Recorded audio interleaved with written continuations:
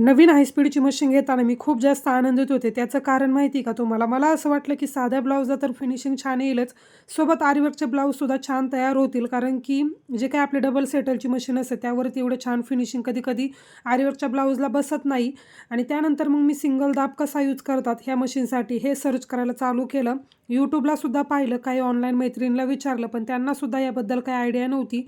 आणि मग मी म्हटलं की काहीतरी तामझाम करण्यापेक्षा आपण काय करूयात, जी काही माझी आधीची जुनी मशीन आहे त्याला सिंगल दाब मी बसवायची आणि त्यानंतर गळा, स्लीव्ज वगैरे तिकडे तयार करून घ्यायची आणि उरलेला ब्लाऊज मग हायस्पीड मशीनवरती शिवायची.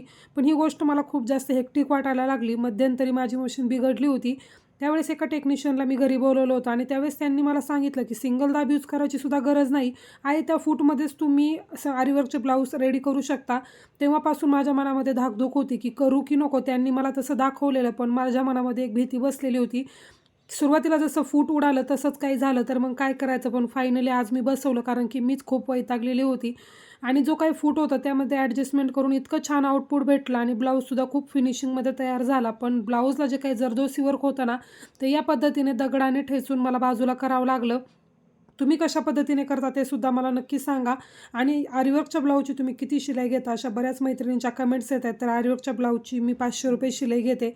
तुम्ही किती घेता हे मला नक्की कमेंट करा. भेटूयात नेक्स्ट व्हिडिओमध्ये.